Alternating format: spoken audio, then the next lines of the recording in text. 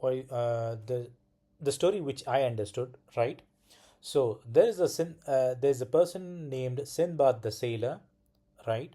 It was in the time of Harun or Rashid. Maybe it's a reference, right? This story is taken place in Baghdad. Okay. Now, this Sinbad the sailor is actually a rich merchant. He's very rich. That's what this paragraph says. He's very wealthy, and uh, I mean to say his wealth is inexhaustible, right? So he is very rich, and he doesn't seem to like hold his wealth. So what he means that is that he seems to uh, kind of spend his wealth on his guests, on his slaves, on his attendants, and they were great in number.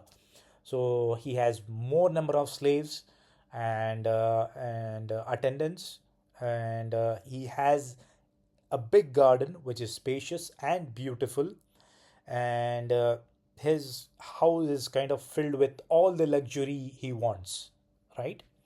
That's what the first paragraph meant. Now, he has this kind of, he's humble. He kind of meets this another Sindbad, the landsman, where he tells his life story to him, and this man is pleased with greatly with the act of recitation. So he wants to know about the story of Sinbad the sailor. He wants meet Sinbad. Sinbad landsman meets Sinbad the sailor, and he narrates the story of his life.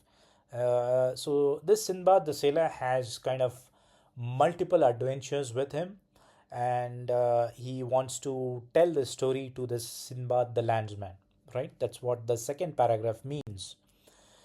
Okay, so he has this different voyages where he kind of, you know, goes on to, and he narrates this all his stories to this strange and which are strange and wonderful, right? That's what it means. Okay, so you understood the summary. So I kind of summarized this for you guys, right? So I have taken down few words from the two paragraphs, simple words where we'll understand, and we'll get to know where this is used, and actually, and how these words are used in other sentences, right? There are few of them which I have taken, so I'll definitely I'll let you show the other words in the next video, right? So let's go through these words one by one. So the first word is inexhaustible. So I told you Sinbad the sailor has inexhaustible wealth.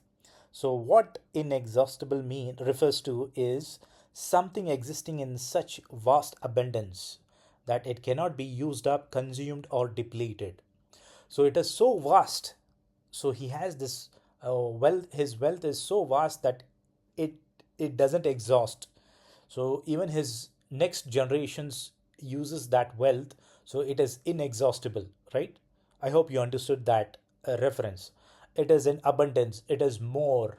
It is massive, right? So that is what inexhaustible means.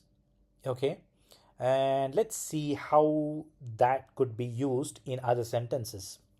So the other sentence, which is sunlight and wind are considered inexhaustible energy sources.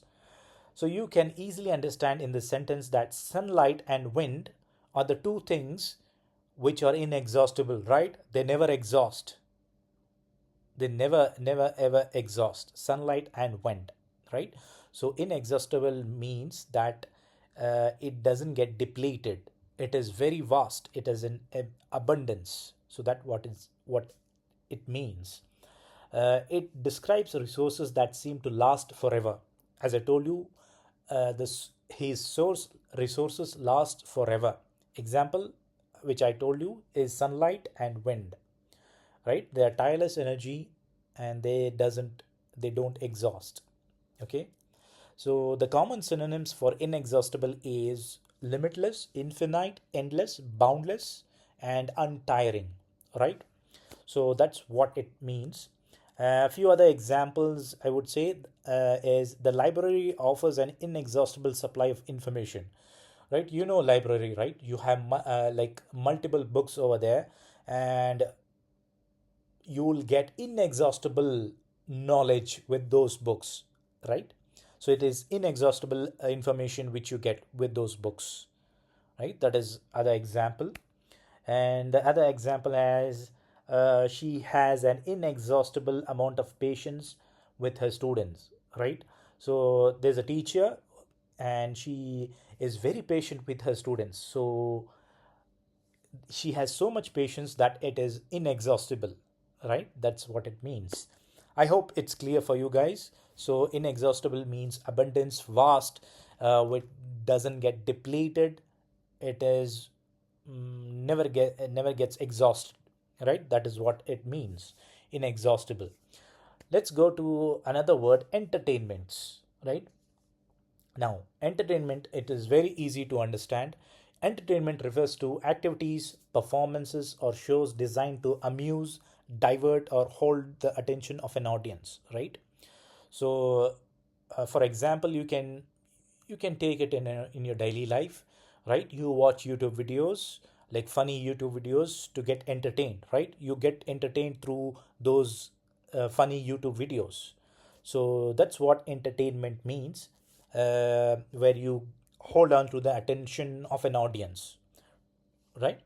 So it commonly includes movies, music, theater, games, and television. So it could be any type, right? It could be movies, it could be music, it could be theater, games, and television, right? It acts as a diversion from daily routines or work, commonly seen in live performances, leisure activities, or media, right? That is the meaning of entertainment. Now let's go through a few examples. So the examples are there is live entertainment in the bar every night, right? The meaning of this sentence is like every night in the bar there's some sort of entertainment, right? It could be singing, it could be an act or something like that. Okay. Let's go to the next sentence. Radio, television, and other forms of entertainment. Right. So these are the forms of entertainment. Like radio provides you entertainment, television provides you entertainment. Right. These are a few of the examples for entertainment. And another example is, what did people do for entertainment at home before TV was invented? So this sentence is like a question, like what did people do before before the existence of TV, right? How did they get entertained? Is what is a question they're asking. They're asking, right? So I hope you understand this word entertainments, right? To entertain someone, to hold the attention of an audience, right? To get amused, to get entertained, to get relaxed. So these are the different words, right? Let's go to another word, magnificent. Now, magnificent refers to something extremely beautiful, elaborate, impressive, or deserving of high admiration, often characterized by grandeur, splendor, or exceptional quality. Right? So, for example, understand it in this way, right? If someone is performing on a stage and he's mind blowing with his performance, right? You admire that person, so you call that performance as magnificent, right? So the person like performed magnificently, right? He was very impressive. Got it? So that is the meaning of magnificent. So let's go through the usage examples. So the Taj Mahal is a magnificent building. So you know that Taj Mahal is one of the greatest building ever built on earth. So it is magnificent, right? There is no other building like Taj Mahal. It is magnificent, and it is like the way it is built is magnificent building, right? So let's go to the other example. The team delivered a magnificent performance in the final. See, as I told you, so here in this example, it is referred to as a team. Now, a team could be a cricket team or anything like that, like a volleyball team or a hockey team, any team. right? So a team delivered a magnificent performance. So their performance was so magnificent that that is how they performed in the final, right? So that is the example. The next example is a magnificent view or a magnificent Tudor house. You all done a magnificent job, right? So that's the last example. And I hope you understand the meaning of magnificent, right? Something you admire, something which is unique. Got it? Okay. Let's go to another word, disposal. Disposal refers to the act of getting rid of, throwing away, or transferring ownership of something such as waste disposal or asset sales. It also means having the power to use something at your disposal or the orderly arrangement of items. Common synonyms include removal, sale, arrangement, control, and management.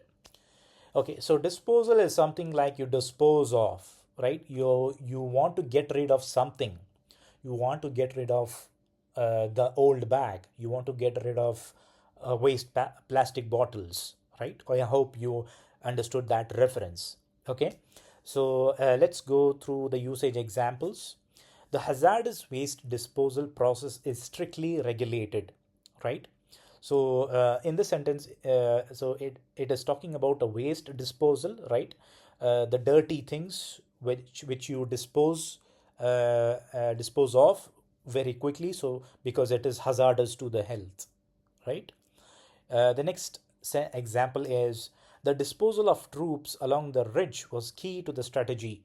Now, here in this example, so disposal of troops, right?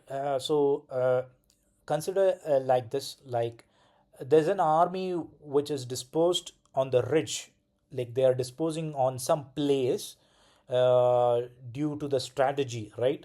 So they one of the country is kind of deploying troops around along the ridge. It's their strategy actually. So that's how they are using to their army, right? The disposal of troops. That is one of the example. Uh, the next example is feel free to use the car. It is at your disposal. So there's someone offering a car to someone. It is at your disposal. Like you, it is free to use. That's what it means, right? Another example is the company's asset disposal plan raised 10 million. 10 million. Okay. So there's something, their company's assets where their disposal plan raised 10 million. So a company raised $10 million due to their asset disposal plan. So they dispose some assets and through that they raise $10 million, right? That is what it means. I hope you understand disposal means, what disposal means. Let's go to another word, lavished.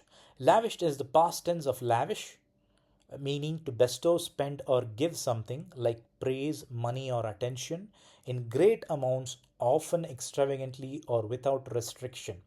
It describes giving abundantly or showeringly, frequently used as lavished praise or lavished gifts on someone, right?